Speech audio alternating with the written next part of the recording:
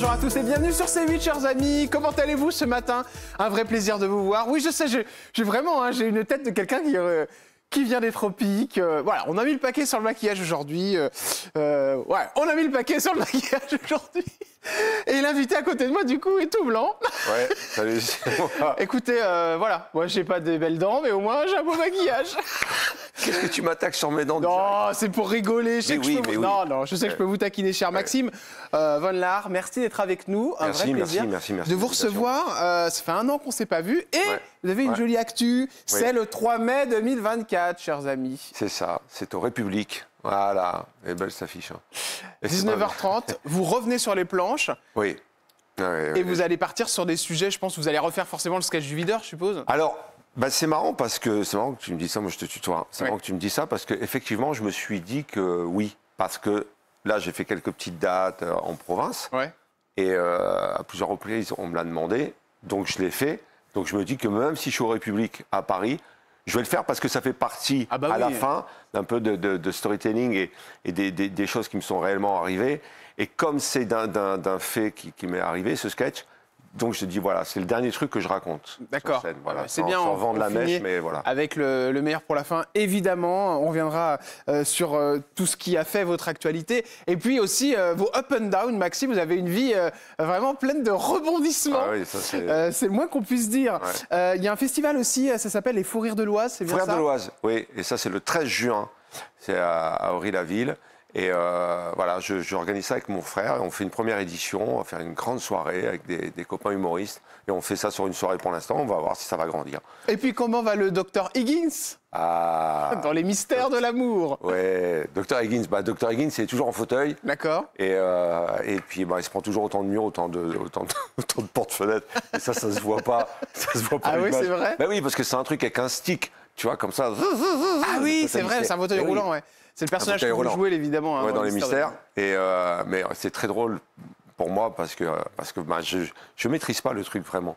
Donc ça arrive souvent que je me prenne des portes, des choses comme ça. Donc on doit recommencer les prises à cause de ça. Et ça amène de gros fous rires. Voilà, on en reparlera tout à l'heure, évidemment, avec il y a Hélène Rollès.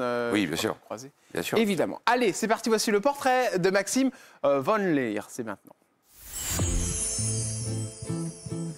Pour faire un portrait, cher Maxime, on tape votre nom et votre prénom sur Internet et on découvre ce qui est le plus recherché vous concernant. Ah d'accord, tout n'est pas vrai, hein. C'est Internet, non mais c'est vrai. C'est pas que tout n'est pas vrai, c'est que ce sont des recherches. Oui. Et quand on tape votre nom et votre prénom, on tombe là-dessus, cher Maxime. Attention, Maxime Von Laar, sketch. Alors celle-ci, elle est terrible, elle fait très mal. Maxime Von Laar, jeune. C'est dégueulasse. C'est dégueulasse, je suis d'accord avec vous. Je suis jeune, mais je suis jeune. Surtout qu'en général, j'ai ça quand mes invités ont 80-90 ans. Mais non. Je suis désolé. Allez, Maxime Von Laar, vie privée, le spectacle, la ferme célébrité, évidemment. Élodie... Elle est mystère de l'amour. Élodie Gossuin. Élodie Gossuin. Pourquoi Élodie Gossuin? Qu'est-ce qui s'est passé avec Élodie? Il y a un truc? Il y a un truc? Je sais pas, je pose la question. C'est moi qui me pose la question. Je sais pas, il y a quelque chose à oui, mais on est sortis ensemble un petit moment, il y a très longtemps. Mais attendez, mais je savais pas... Oh là là, on va y revenir tout à l'heure. Ça, je savais pas. Mais c'est sérieux? Oui. Tu savais pas? Non, j'avais zappé cette histoire. Maxime Von Laar. Dans. Ça n'a pas de sens. Oui, si, parce que il y a eu un petit traficage et les gens adorent ça. Et en plus, je suis un salopard parce qu'on va y revenir tout à l'heure. J'ai fait un avant-après. Bon, allez. Mais non. Ah si, j'ai envie de vous embêter. Mais non, mais c'est pas vrai. Ah si, je suis un salopard. Allez, c'est parti. On commence évidemment avec Maxime Von Laar, jeune. Bon, alors on va revenir sur cette enfance avec une histoire assez peu commune. Vous avez été vendeur de bougies, c'est vrai ça? Alors, et vendeur de papier toilette. Non, mais attends. J'ai vu ça. Oui. Je savais même pas qu'on pouvait être vendeur de papier toilette. Si, non, c'est parce que c'est pour payer mon voyage aux États-Unis. Oui. Et donc il y a un gars un Belge qui m'a dit Maxime, ça te dirait peut-être d'aller vendre des produits ménagers comme ça en porte-à-porte en Belgique. Et j'ai dit oui, pourquoi pas. Et sauf que c'était principalement du PQ. D'accord. Des lots de PQ. Mais un lot, c'était 24 rouleaux. Tu vois. Donc donc on embrouillait les gens. Et tu vendais parfois 20 lots, 30 lots.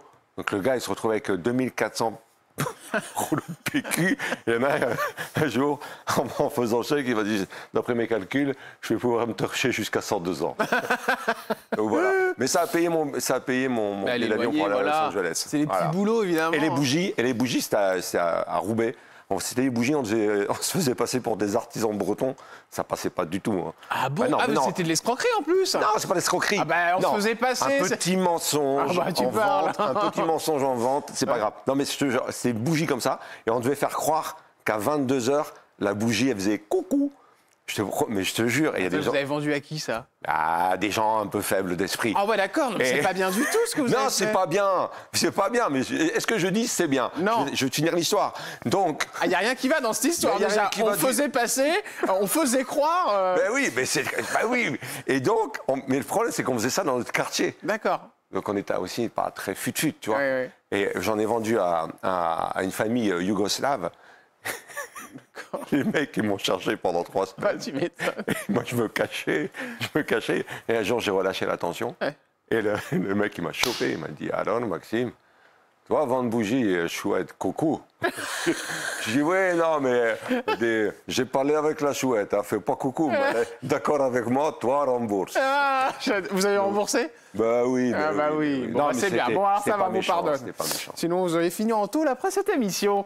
Allez, je crois aussi que vous avez été maçon, mais vraiment très très rapidement. Oh là là. J'ai vu ça. Ah là là. C'est vrai? Alors là, c'est parce que j'ai fait un apprentissage pour un CAP maçonnerie. J'ai fait une journée en fait. Ouais. Non, mais j'ai fait une journée parce que. T'es maçon, Maxime. Mais non, mais j'avais été maçon. J'ai fait une journée d'apprentissage. J'ai dit non, je ne peux pas. Ouais. Je ne pourrais pas. Voilà, parce qu'en fait, je suis arrivé, je suis tombé sur un gars. Je vais la faire rapide. Je suis tombé sur un gars. Et en fait, il m'a tenu par les pieds. J'ai cimenté un égout. Mais j'ai perdu connaissance. Ah bon? Mais il y avait une petite lumière au fond qu'il avait mis pour que je vois clair.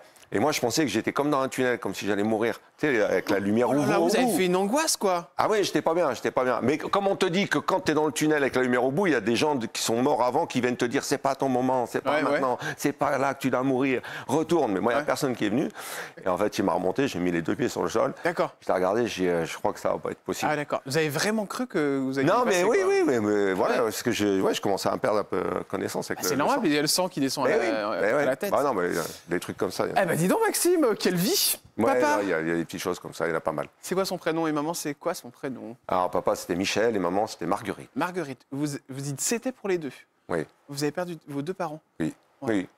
Oui. C'était il y a longtemps? Oui, maintenant ça remonte parce que maman c'était en... Parce que vous êtes jeune quand même? Ouais, maman c'était en 2010 et mon père c'était en 2005. 2005, d'accord, ok. Ouais. Non, je dis non, pas 2005, 2003, pardon. 2003. 2003. Okay. Ouais, c'était pas en plus énormément espacé. Oui, c'était, oui, voilà, c'est la vie, hein, c'est malheureusement la vie, mais c'est vrai que j'aurais bien aimé que ça continue. Bah oui, c'était les grandes réunions de famille le dimanche, c'était les enfants, les petits-enfants se réunissaient tous dans la maison familiale et ça manque. Vraiment, ça manque énormément. Ils vous avaient eu tard ou c'est parce que non, non, du tout. C'est que la maladie. La maladie a foudroyé mes 2 parents coup sur coup et c'était assez foudroyant, assez rapide. Ouais. Ils devaient être très fiers du parcours que vous avez eu. Oui, alors j'ai eu la chance, j'ai eu l'opportunité, le bonheur de les amener à l'Olympia. Ah ouais, ça c'est. Et quand plus jeune, vraiment très jeune, je disais attention, je m'en fous, je suis un artiste, un jour je serai à l'Olympia. Mon père me calmait à sa manière. Il me dit oui, bien sûr, bien sûr. Et le jour où ils étaient là, à l'Olympia, et la salle s'est levée comme d'un seul homme à la fin du spectacle, c'était magnifique. Quoi. Ouais. Et c'était le cadeau que je voulais leur offrir. Et j'y suis entre guillemets parvenu. Et après, j'ai peut-être eu un... C'est vrai qu'après ça, j'ai eu peut-être un petit coup de relâche. Je me suis dit, bon, voilà, j'ai fait ce que j'avais à faire. Et au final, pas du tout. Parce que ça fait partie de moi et de mes tripes. Et d'être sur scène, c'est partie de moi. Alors, frères et sœurs? Pas de sœur, je crois. Si, j'ai une sœur. J'ai une sœur, mais oui, j'ai raconté dans l'émission. Ouais, bien sûr.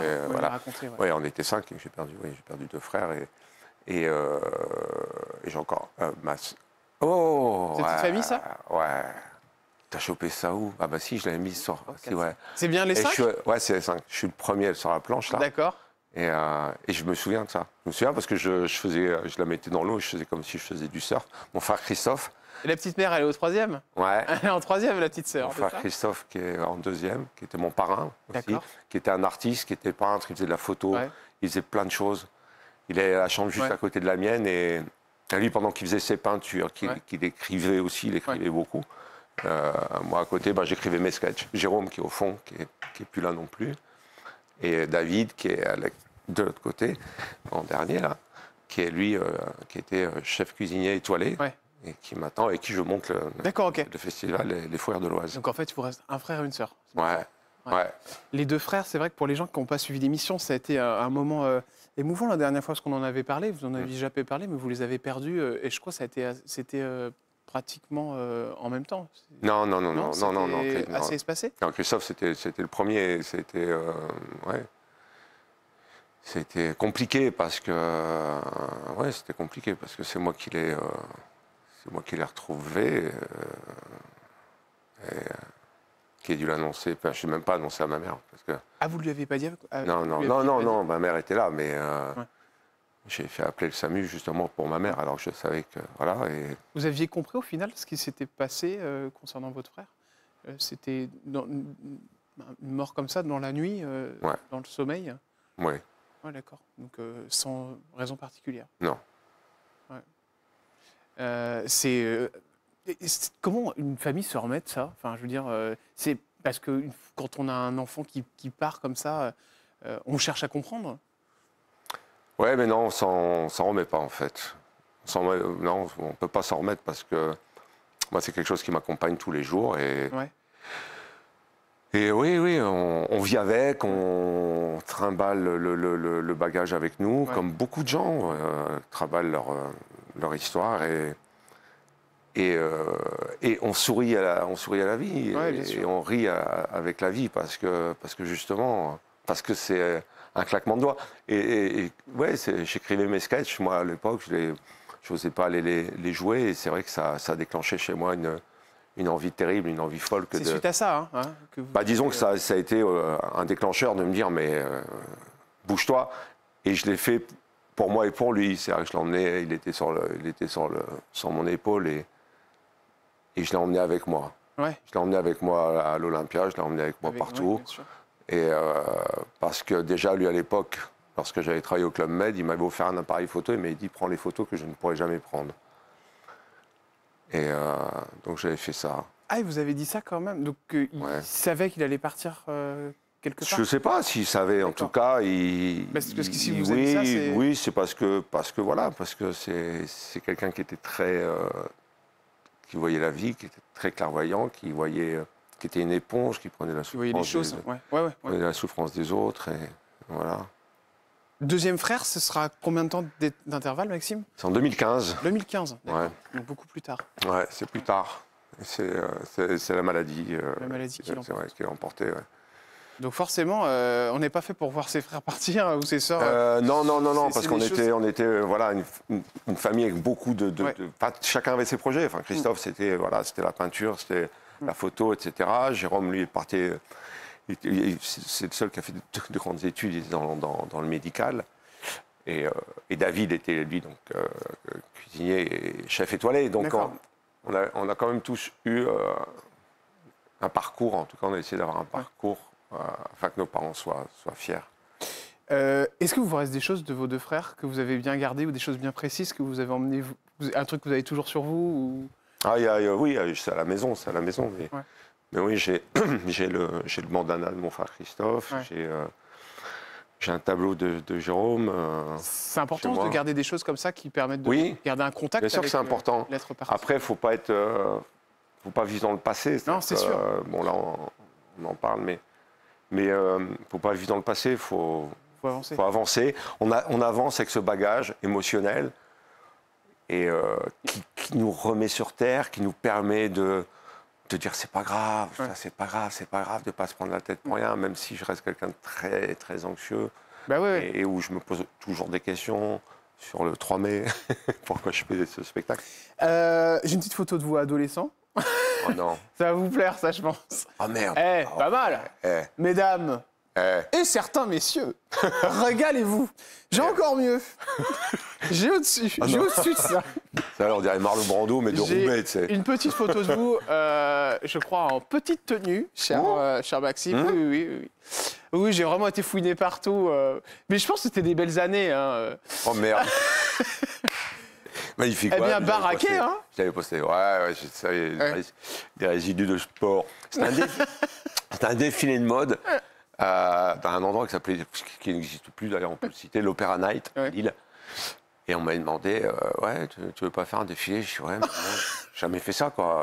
Il dit sous-vêtements. Et je crois qu'il y a... Ça, vous l'avez pas, et même moi, je l'ai pas.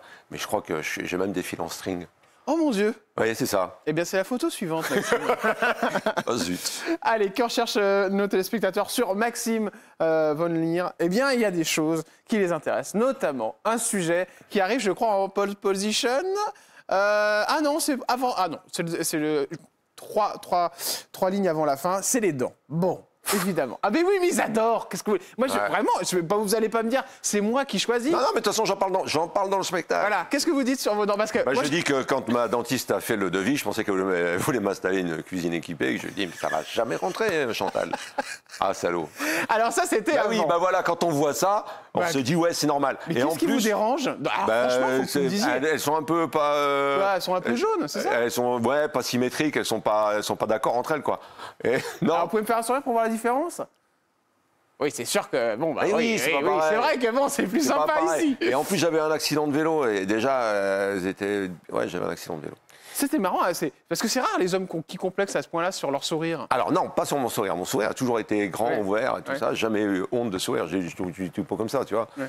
Et non, c'est pas ça. Mais c'est juste que voilà. Donc comme j'ai rencontré une amie dentiste. Elle m'a dit, si tu veux, je te refais ton sourire. Fait ça. Et vous me parliez d'une somme, c'était à ce point-là cher? C'est quoi, dans les 10 000 balles, un truc comme ça? Ah non, plus que ça, c'était plus que ça. Hein? Ah oui, plus pour les dents? Non. Plus de 10 000 €? 10 000, c'est la révision. Ah ouais? Ah oui, non, mais c'est la meilleure. 20 000?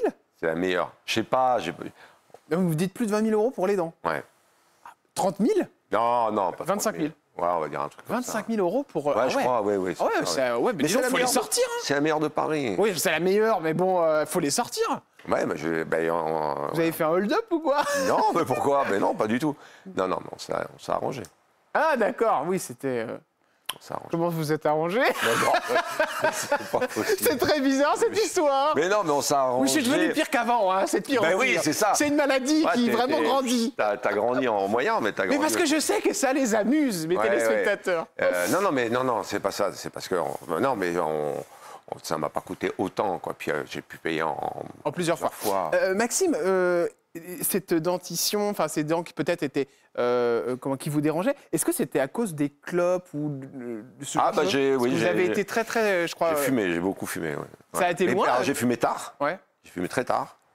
Et mais j'ai fumé beaucoup pendant. Vous êtes monté à combien de paquets? Ah non, un paquet et demi. Ah ouais, quand même. Mais après, pendant combien d'années? Si je sortais, pendant 15 ans. Hein. Ah ouais, d'accord. Et du jour au lendemain, vous avez tout arrêté? Du jour au lendemain, c'est-à-dire que j'ai lu un bouquin, tu le prends, tu le lis. T'arrêtes de fumer? T'arrêtes de fumer. Vraiment. D'accord. Vraiment. Il y a un élément qui a déclenché... Ça va intéresser notre c'est parce que j'en avais marre. J'en avais marre d'une, ça coûtait cher. Deux, ça bousille la santé. Et j'en avais marre d'être esclave de ce truc-là. Quand t'as pas de clope, t'es pas bien. Tu cherches à en avoir. Enfin, tu te retrouves dans des situations où quand t'as pas de cigarette, t'as l'impression que tu peux pas avancer, que tu peux pas vivre. C'est un truc de fou, être esclave à ce moment-là. L'alcool aussi a été un problème? Pas un problème, mais disons que c'était une béquille. C'est-à-dire que je ne pouvais pas sortir sans boire un verre. Ouais. Et donc ça aussi, ça a été... Il y a un moment où ça a été trop loin, où vous vous êtes dit, là, il faut vraiment que j'arrête de picoler? Oui. Quand je me suis fait arrêter une fois, je suis carrément allé voir les flics parce que je roulais comme ça. Ouais. La première fois de ma vie que je voyais les lignes en double. D'accord. Première fois, comme dans les films. Vous avez été voir la police? Et les flics étaient à Saint-Germain, ils étaient là. Et je suis allé, moi, vers eux comme ça. Mais de toute façon, ils m'ont arrêté. Hein. Ouais.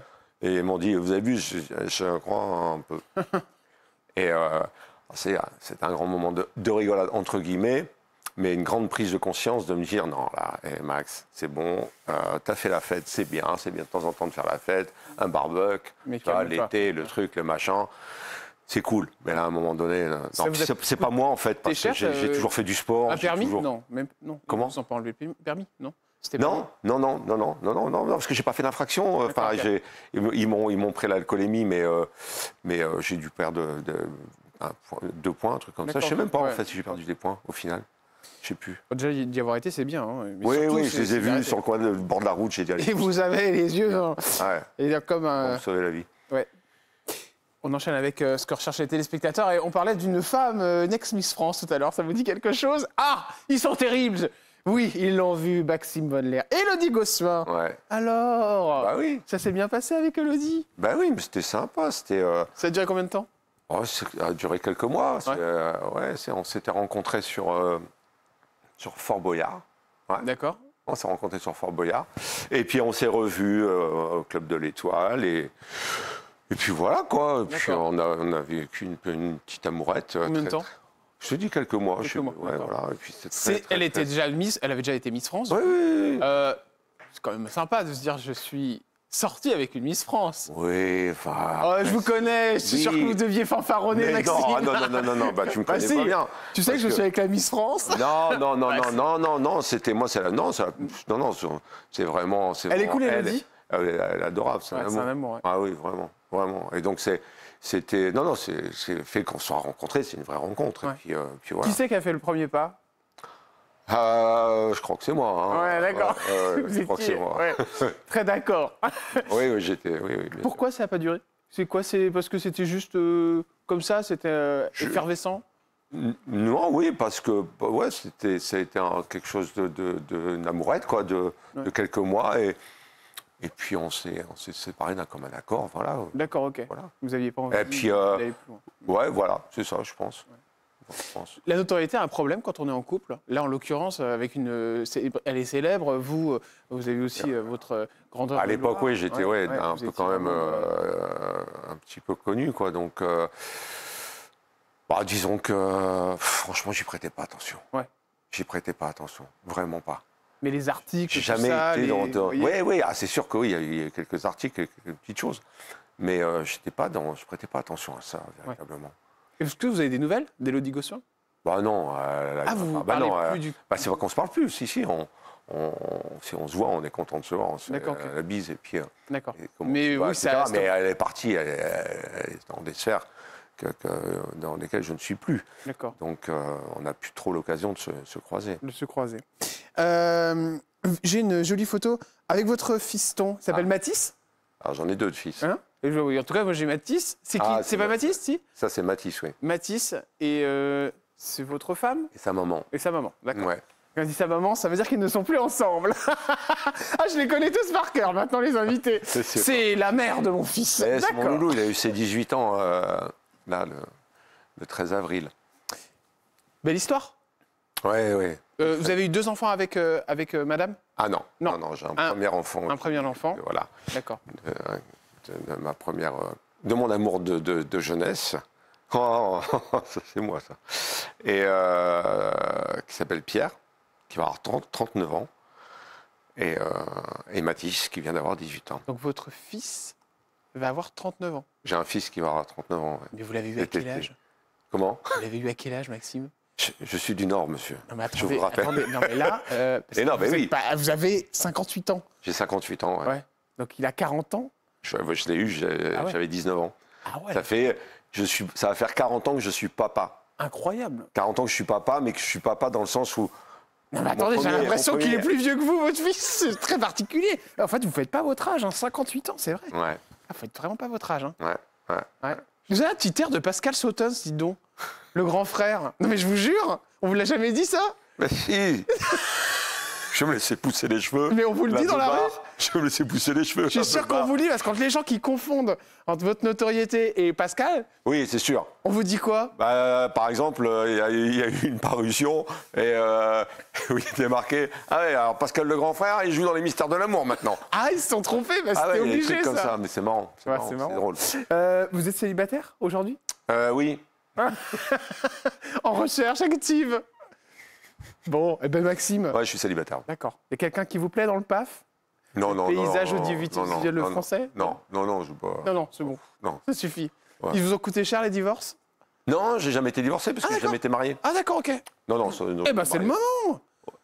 Jean-Luc Moreau, vous savez, le metteur en scène. Tu veux que je me marie avec Jean-Luc Moreau? Non, il va se marier. Il va se marier? Oui, à 80 ans, je crois. Je crois qu'il va avoir 80, un truc comme ça. Ah ouais. Oui, et alors? Non, oui. mais c'est pour vous dire qu'il y a de l'espoir. Bon, on va parler d'une émission de télé, cher Maxime. Et oui, vous connaissez tous et toutes cette émission qui a fait naître des graines de stars. Et il y a une rumeur comme quoi vous connaissiez déjà l'animateur avant de faire l'émission. Attention, vous me répondez pas, on en parlera juste après, Laurent Boyer. Est-ce qu'il y a eu un peu arnaque là sur l'histoire? Non. Allez, à tout de suite, on revient dans un instant. Je vais m'en occuper celui-là, ça va être vite réglé l'histoire.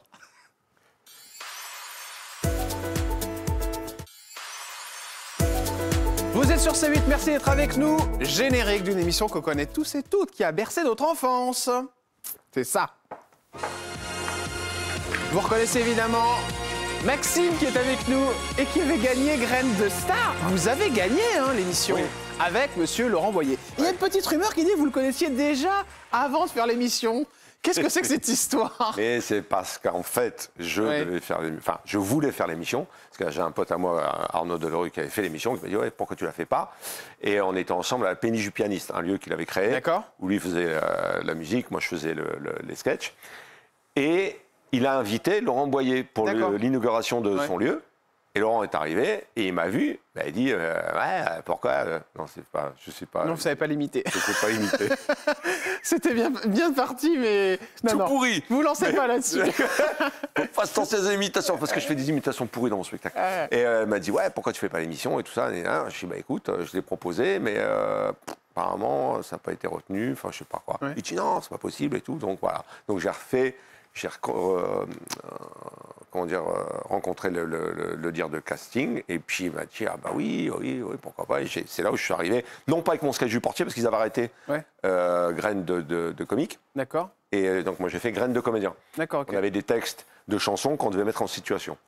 Un exercice d'école de comédie et de là j'ai gagné une fois, 2 fois. Après on a fait Graines de superstar puis là ça n'avait plus de sens parce qu'il fallait chanter. Il fallait faire des imitations. Ouais, c'était un truc, attendez, les imitations. Faire de la cuisine. S'il te plaît, quoi, les imitations, mais c'est pas possible. J'ai fait Michel Jonas, Danny Briand, que des trucs approximatifs. C'était Jean-Michel à peu près, quoi. Il y a même Jean Dujardin, je crois, qui est sorti de Graines de Star. Oui, Jean Dujardin, Bruno Salomon, Jérôme Commandeur. Ah ouais. Vous avez des contacts avec ces gens ou pas du tout? Non, pas du tout. Moi, avec Jean, on s'est mis d'accord. Il a pris le cinéma, j'ai pris la galère. Non, c'est vrai, il n'y a pas eu tout de contact parce qu'avec les anciens, en général, ils font ça, je crois. La Star Academy le fait. Non, mais c'est pas la même chose. Star Academy, ils sont dans un château. Ouais, c'est ça. Vous étiez un peu. Nous, on passait. C'était une émission de variété. Alors, c'était très intéressant et très jouissif, si je puis dire. Laurent Boyer, vous l'avez revu? Ah, Laurent Boyer, on se voyait, oui. Après, on se voyait. J'allais de temps en temps faire ses émissions, promo. Ça, oui. Vous avez des nouvelles? Alors, j'ai plus trop de nouvelles maintenant, mais. Mais c'est vrai que il est resté en contact, lui, avec les artistes. Ouais. C'est un affectif. Alors, ça va partir un peu dans tous les sens. C'est vraiment au niveau des années 2000 que vous allez remplir les grandes salles parisiennes. Palais des Glaces, Bataclan, Olympia. Avec papa et maman, vous m'en parliez en première partie d'émission tout à l'heure. Une grande fierté pour vous et c'est compréhensible, évidemment, d'amener ses parents à l'Olympia. On sait ce que c'est pour un artiste. Un sketch, Le videur de boîte, qui devient totalement culte. Tout le monde va vous en parler. Vous le faites d'ailleurs dans votre spectacle que vous jouerez bientôt le 3 mai, c'est ça. Au République, c'est mon ami, le comte de Boudherbala. Et donc du coup, oui, le sketch, a dépassé, m'a dépassé moi, quoi. Ça pète dans tous les sens à ce moment-là. Oui. Pourtant, c'est tout con. Oui, c'est sketch. C'est souvent comme ça que les choses naissent. Le sketch de la chauve-souris de Bigard, c'est pareil. C'est un truc, c'est une chauve-souris. Mais ça vient d'une anecdote aussi, c'est-à-dire que c'est un truc qui m'est arrivé, et que le mec m'a dit non, tu rentres pas. Et j'ai dit, mais basket, elle valent 3 fois ton costume. Elle dit peut-être. Il dit, mais moi, je suis à l'intérieur et toi, tu restes dehors. Waouh. Et après, comme autre argument, j'ai dit, ma copine est à l'intérieur. Elle m'a dit, ouais, je sais, elle s'amuse beaucoup. Ah, c'est génial. Ah ouais, non, mais il est réparti, le mec. Et donc, je l'ai singé après auprès de mes potes, tac, avec un autre pote aussi, qui lui avait eu un problème aussi, et qui m'avait dit, ouais, Claude, et qui a fait le truc de, ouais, Claude, et j'ai enquillé, et puis j'ai pris le truc à ma sauce, et j'en ai fait un sketch. C'est la première fois où j'étais prêt à le jouer, c'était à Lille, à la Grande Kermesse, dans un cabaret. Je me suis lancé, je me suis dit, est-ce que les gens vont capter? Et en fait, oui. Ça parle à tout le monde. Je pense que, je ne sais pas si j'ai dit ici, mais je me répète quand je parle de ce sketch, mais c'est une critique du petit pouvoir. C'est-à-dire que les gens qui ont un petit pouvoir, ils le savent. Ouais. Mais ça peut changer le cours de ta vie. C'est un mec qui ne te fait pas rentrer dans une boîte. Ah bah oui, si tu es à la rencontre de ta vie... Peut-être qu'il t'empêche de picoler, d'avoir un accident en retour. Ouais, peut-être qu'il t'empêche de rencontrer la femme de ta vie. Peut-être qu'il t'empêche de rencontrer la pire femme de ta vie. Est-ce que ça vous a posé des problèmes? Parce que bon, vous donnez quand même une caricature qui est un peu négative du videur. C'est ça qui fait rire les gens d'ailleurs. Est-ce que ça vous a posé problème après quand vous êtes retourné en boîte? On m'a charrié. Ouais. On vous a bloqué des fois? C'est un truc qui a pu vous bloquer? Oui, c'est arrivé, oui, c'est arrivé à Paris, pour me charrier, pour m'embêter un peu. Vous disiez, non, tu rentres il y a une demoiselle qui était connue d'ailleurs dans le monde de la nuit, qui un jour, c'est au Man Ray. Ah d'accord, je crois que c'était Cathy de chez Cathy. Castel. Non. Qui est une grande physionomiste qu'on embrasse, qui est là depuis des années. C'était au Man Ray, oui. C'était dans cette boîte où on descendait, puis elle m'a dit, non, tu rentres pas. Je dis mais enfin j'ai rendez-vous avec c'est l'anniversaire de Bianca. Ouais. Il dit comment ça? L'anniversaire de Bianca. Je dis je suis attendu, on est attendus tous. L'anniversaire de Bianca. Il dit mais c'est qui Bianca? Je dis mais l'ami de Bernard. Elle fait quoi? Je dis attends, tu vas pas me dire que tu connais pas Bernard et Bianca? Ah, vous étiez bourré à mon avis? Non, du tout. Mais ça n'a pas marché. Si, non, elle a fait. Elle m'a dit, tu me saoules. D'accord. Ah, donc vous voyez comme quoi. Mais non, mais même, elle me connaissait. C'est juste pour m'embêter. Vous embêtez, d'accord. Oui. Vous la connaissez aujourd'hui, la technique pour rentrer dans une boîte? Infaillible? Non. Il n'y en a plus, hein. Non, il y en a pas. Je sais pas. C'est l'argent, je crois. Ah oui. Mais ça marche même pas, parce que moi j'ai des amis qui ont testé. Ils disent, ouais, on achète 2 bouteilles. Ah ouais, très bien. Bah tu les achètes, tu les bois dehors. Mais je trouve ça dur, moi, les gens qui attendent des fois des plombs. Ah ouais, pour rentrer, bien sûr. Bah, reste chez toi, mets de la musique, invite des potes. Bah oui, mais on a envie de danser avec d'autres personnes. Allez, c'est parti, on continue avec une autre émission que vous avez testée. C'est On a tout essayé. Oui. Eh oui. Oui, c'est vrai. Avec Laurent Ruquier et toute une équipe. Ah, c'est marrant, je vois Gérard Miller d'ailleurs, sur cette photo, si je ne me trompe pas. Ouais. Vous l'avez côtoyé? Oui. Ça vous étonne tout ce qui se passe sur lui? Moi, c'est jamais quelqu'un que j'ai porté dans mon cœur. Et il avait fait une sale réflexion à l'époque. Sur quoi? Sur des femmes? Non, du tout. C'est parce qu'il y a on faisait...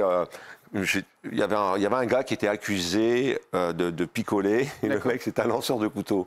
Et Laurent, on l'avait fait venir, et il a mis une cible, et il dit, voilà, vous allez lancer le couteau. Bon, on va voir si c'est vrai ce qu'on dit. Et donc, la cible, c'était moi. Donc il avait mis un plastron, un casque, et tout, tu vois. Et je me mets sur la cible, je n'étais pas attaché, donc les couteaux, tu les vois arriver. Donc le mec, tiens, tac, super. Après, il dit, mort difficult, sans le casque. Donc j'enlève le casque, après sans le plastron. Bon, je suis comme ça. Le mec, voilà, il fait son truc, il fait son job. Je te dis, je voyais arriver quand même les trucs. Et je vais m'asseoir. Et à ce moment-là, il y a Laurent qui dit à Gérard Miller, il dit, vous avez vu, Gérard, Maxime est courageux, lui, au moins. Il dit, bah oui, mais il n'est pas assez intelligent, donc il est obligé de compenser avec son courage. Ah ouais. Et moi, je lui ai dit, je ne sais pas si je suis assez intelligent, mais je crois l'être assez pour ne pas penser comme vous, et ça me suffit. Ah ouais, d'accord. Ah, vous êtes de la répartie, hein? Oui, bah oui. Et donc c'est pas des gens qui se sentent supérieurs, qui pensent pouvoir tout dire, et parce qu'ils ont peut-être une forme de culture, parce qu'ils ont une forme d'intelligence. Bien sûr. Je rappelle évidemment qu'il y a la présomption d'innocence, mais actuellement, il est accusé par plusieurs femmes de les avoir hypnotisées et d'avoir tenté des choses sexuelles avec elles. Voilà. Ah, ça, il paraît que c'est aussi à prouver, parce que l'hypnose, il paraît qu'on ne te fait pas faire des choses que tu n'as pas envie de faire. Il y a deux sons de cloche, évidemment, et la justice problème, tranchera. Pourquoi vous avez arrêté? On a tout essayé. Non, je sais pas. Ça s'est arrêté en fin de saison. Laurent m'a appelé et voilà, il changeait d'équipe comme ça arrive. Comme ça. Vous avez eu des contacts de Laurent Ruquier depuis? Je l'avais revu sur Ondar. On ne demande qu'à en rire. Et voilà, on s'était croisés là. Vous l'aviez fait? On ne demande qu'à en rire? Non. C'était plus pour être dans le jury ou non? C'était comme ça? Non, parce que j'étais co-auteur sur les... Ah d'accord, ok, sur les sketchs. Sur des sketchs de certains humoristes. Et donc voilà. Alors émission évidemment qui va être très compliquée pour vous et dont les téléspectateurs se souviennent très bien parce qu'en général, quand on tape évidemment votre nom et votre prénom, comme on le voit tout à l'heure dans les recherches, ça tombe, c'est La Ferme Célébrité, évidemment en 2004.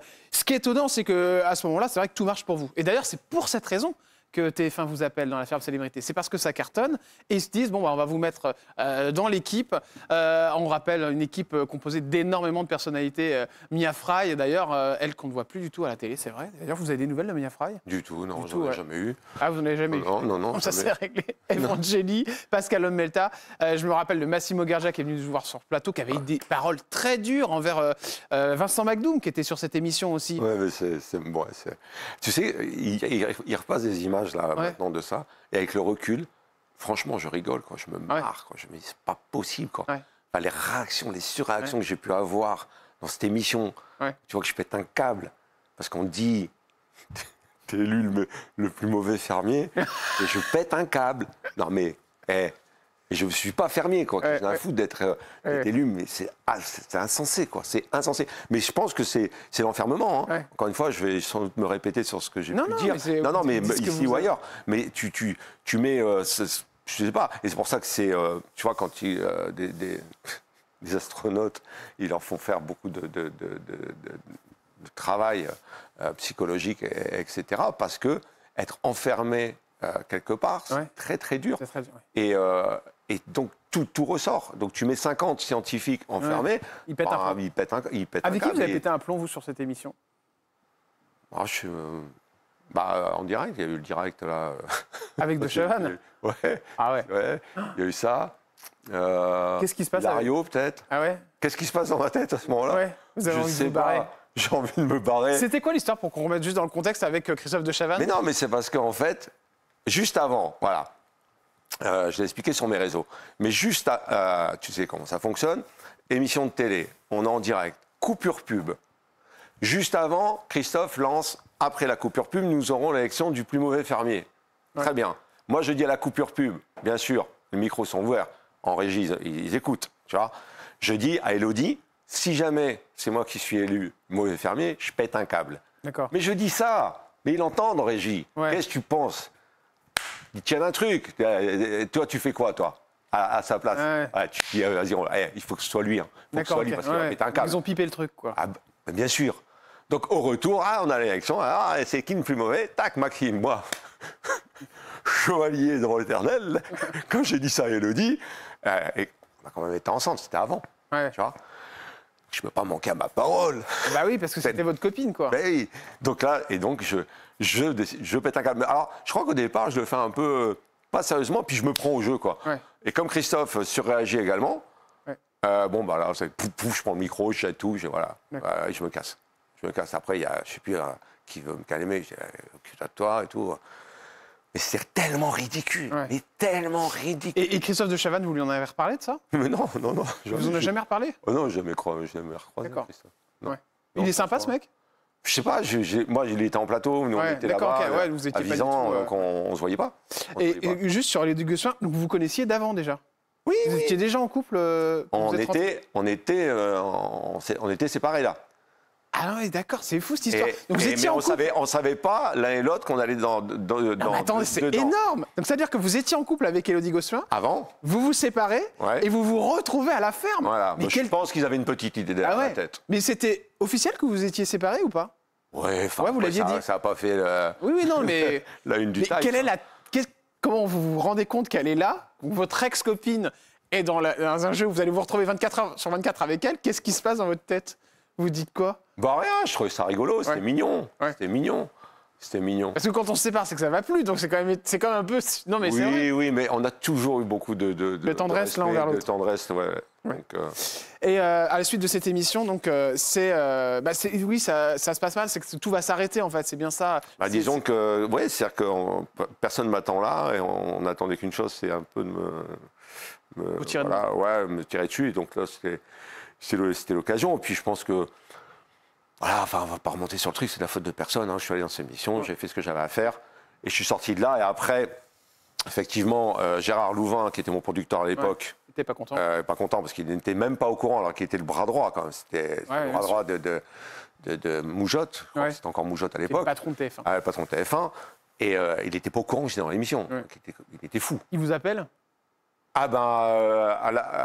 Déjà, il s'appelle entre eux avec Claude Fournier, parce que Claude était producteur exécutif. Il s'appelle entre eux, ils se disent waouh, zut, tout le travail qu'ils avaient monté pour eux, allait se casser la gueule. Et derrière, pensant que je n'ai pas de proposition de Gérard, j'appelle un ami à moi, Dominique Pizzi, qui était producteur d'Eric Ramsey, Jamel, etc. etc. Okay, et je pars dans sa team. Mais sauf que là, quelques mois plus tard, Dominique décède dans un accident de voiture. C'est ce fameux producteur qui est décédé. Qui est décédé, où Laurent Boyer était dans la voiture. Et qui n'a rien vu. Ah d'accord, ok. Tu vois, toute cette boucle. C'est fou cette quand histoire. Quand on parle d'univers. Oui, Laurent Boyer que vous aviez connu, évidemment, dans Graines de Star. C'est lui que vous avez fait démarrer avec le sketch du portier. Et donc, Dominique décède, et là, ça s'arrête. Là, ça s'arrête parce que, oui, j'ai plus de producteur, j'ai plus rien. Voilà. Et en même temps, j'ai la mère de mon fils, Mathis, qui m'annonce qu'elle est enceinte.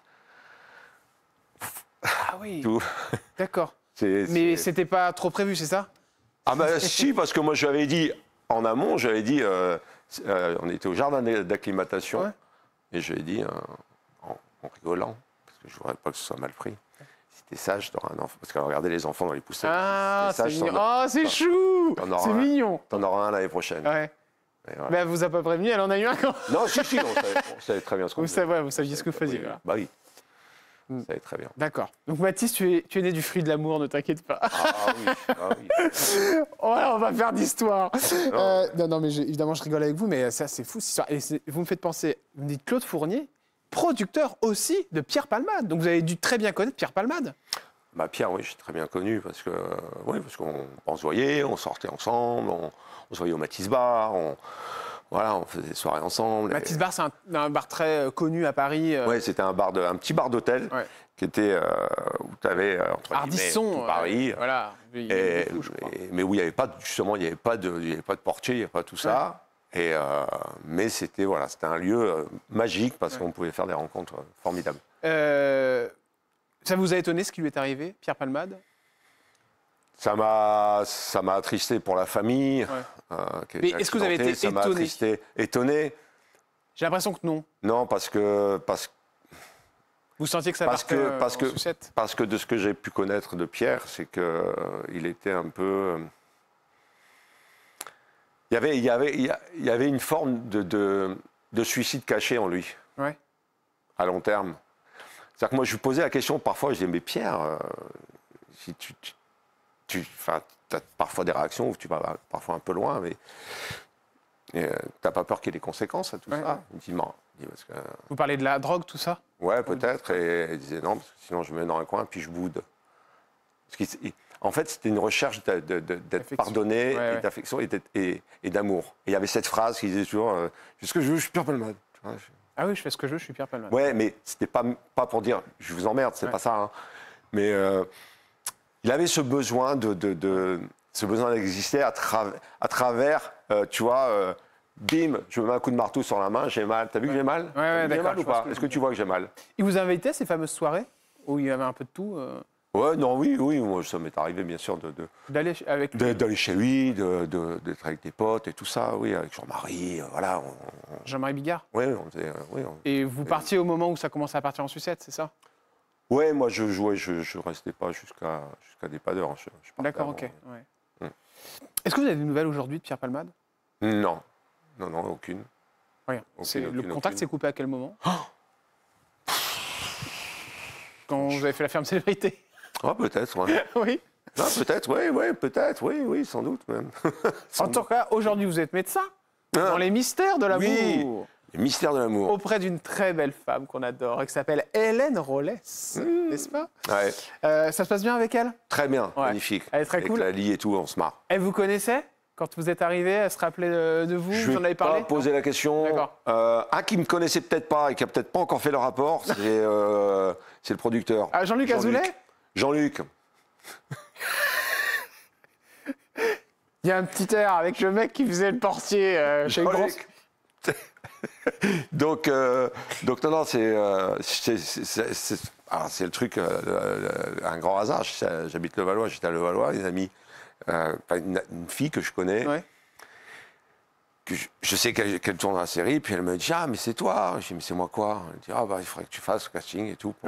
Et donc voilà, ça arrivait comme ça. Et j'aime tourner, en fait. J'aime vraiment ça. C'est encore autre chose que... Et puis c'est aussi un regain, et puis vous voyez, je vous sens bien, parce qu'il y a eu cette période d'un code noir après la ferme célébrité. Ça a duré combien de temps d'ailleurs Bah, disons qu'ensuite, après ça, j'ai écrit un autre spectacle, Maxime en 12 rounds, qui était produit par Philippe Delmas. Et après, je suis parti vers le théâtre de boulevard. Donc, c'était plus la même chose qu'avant. En bas âge, donc j'étais sur autre chose, j'étais sur une autre dynamique. Et là, c'est à nouveau une autre dynamique qui se met en route. Voilà, c'est en train de repartir. Oui, il y a des choses. J'ai une pièce de théâtre qui va se jouer à la rentrée, Mon cœur fait boum, qui est un duo, une très belle pièce, très drôle, mais avec plein de tendresse, qui va se jouer à la rentrée. Voilà, j'ai les mystères. J'aimerais tourner dans d'autres choses. Question cash. Allez, c'est parti. Avec monsieur Maxime. On va parler un peu pognon, on adore ça. Bah, non, j'ai pas de sous. Quand on s'appelle Maxime Von Lier.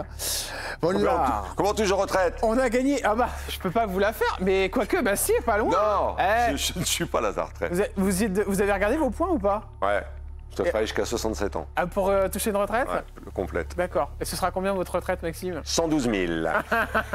Vous savez ou pas, non, sincèrement? Je sais pas. Je sais pas. Je vais être à 2005, 2006, c'est bien. Quel est le moment où vous avez gagné le mieux votre vie? Le moment où vraiment vous avez eu des salaires incroyables? Incroyable, j'ai jamais eu des salaires incroyables, mais où j'ai bien gagné ma vie, c'est entre 2000 et 2005. Donc l'explosion médiatique. Ouais. Ça montait à combien, quoi? 10-15 000 euros par mois? Ouais, à peu près. Ah, d'accord. Ouais. Cet argent, vous l'avez utilisé? Vous l'avez dépensé? Dépensé, utilisé, partagé, donné. Ah oui, donc vous n'avez pas du tout mis de côté, prêté, quoi. Mais quand tu prêtes de l'argent, il revient pas. Ah bah ça, oui, les copains, La ferme, c'était combien? J'avais déjà dit ça, mais c'était 15 000 euros semaine. D'accord, ok. Donc 15 000 euros, vous êtes resté combien de temps? 4 semaines. D'accord. Donc c'est pas mal. J'ai loué une maison en Corse, j'ai fait venir les copains en avion. Ouais. N'importe quoi. Ah, vous payez l'avion aux copains et tout. Ah oui, puis les copains, évidemment, ils débarquent. Hein. Ah oui. Il n'y a pas de problème pour ça. Il est en Corse avec piscine, on te paye l'avion. D'accord. Les 60 000 euros, vous les avez cramés en combien de temps? En une semaine de vacances? Ah, là, c'est mon avocat qui me dit de ne pas te répondre. Non, mais sincèrement, en une semaine, quoi, pratiquement. Non, pas en une semaine, t'es fou, mais non, sur quelques mois quand même. D'accord, ok. Mais c'était que des conneries, quoi, en gros. Pas des conneries, des moments partagés avec des amis. Ce sont des moments de bonheur. D'accord.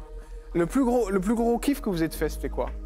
Avec l'argent? Une voiture Non, parce que j'ai pas de... Non, la seule voiture que j'ai eue qui sortait un peu d'ordinaire, c'était un... Et encore même pas, c'était un... Non, ça sortait même pas de l'ordinaire, donc non, c'était un... Le pire coup qu'on vous a fait dans ce milieu, c'est quoi? Le pire coup qu'on m'ait fait dans ce milieu? Ouais. Un sale coup, vraiment pas cool. Non, je pense pas qu'il y ait... Non, je pense qu'il y a une grande incompréhension de qui je suis. D'accord. Je pense. Il me semble qu'il y a eu un mélange, des genres, que les gens m'ont confondu. L'humoriste qui a refusé d'être associé avec vous, après la ferme célébrité, est-ce qu'il y en a un? Vous a déçu? Je crois qu'il y en a beaucoup. Mais c'est un métier comme ça. Il y a une image. Oui. Si ton image, elle monte, les gens montent avec toi, ils sont fiers, ils ont l'impression que c'est toi qui te font et te refont. Et donc c'est normal, c'est légitime. Et dès que tu descends, il n'y a personne qui veut t'accompagner à la cave, quoi. Parce que c'est pas pour aller chercher les bonnes bouteilles. Ouais, bien sûr. Qu'est-ce que vous pensez de Touche pas mon poste? J'adore. Vous regardez? Bien sûr. Vous pensez quoi de l'équipe de Cyril Hanouna? C'est des fous, moi. J'ai l'impression, je suis au bistrot. Mais je te jure. Mais c'est vrai qu'il y a un petit peu de ça. Je te jure, Cyril, t'as l'impression, on est au bistrot, on est avec les copains, et tu regardes les débats, et ça donne son avis, et tac, et tac, et tac. Et j'adore ça. Il y en a un qui vous horripile? C'est la vie. Hein? Il y en a un qui vous horripile? Qui m'horripile? Ouais. Non, mais avec qui j'aimerais bien discuter pour voir s'il est vrai. Ouais. C'est... Merdez, évidemment. Bah oui. Il vous propose d'être chroniqueur demain, vous le faites, Cyril? Oui, mais Cyril le sait, on en a déjà parlé. Après, je pense qu'il devrait. non, mais j'aimerais bien, parce que après, c'est trouver sa place, c'est trouver son emploi. Ah bah c'est clair. Trouver, est-ce que j'aurai mon emploi dans l'équipe? Quel emploi j'aurai? C'est clair, vous avez raison. C'est la question. Qu'est-ce que vous poseriez comme question à Emmanuel Macron si vous l'aviez en face de vous?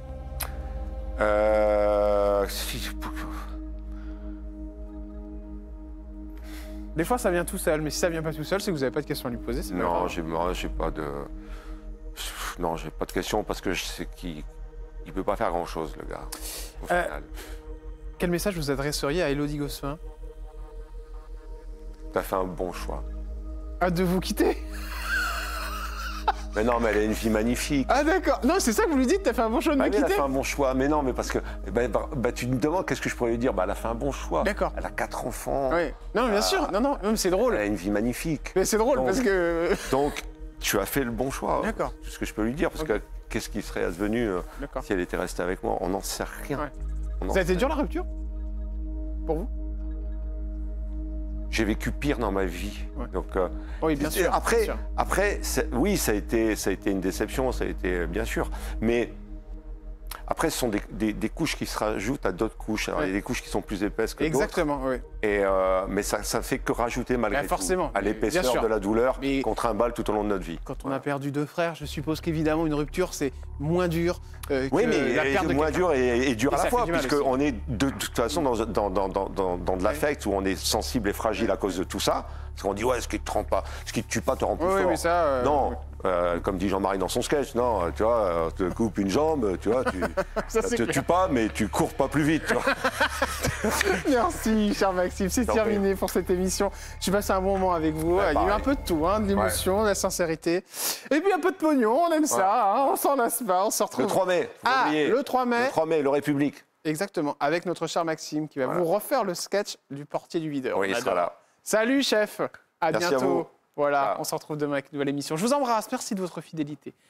La suite des programmes continue avec monsieur William Lémergie. Oui, c'est parti.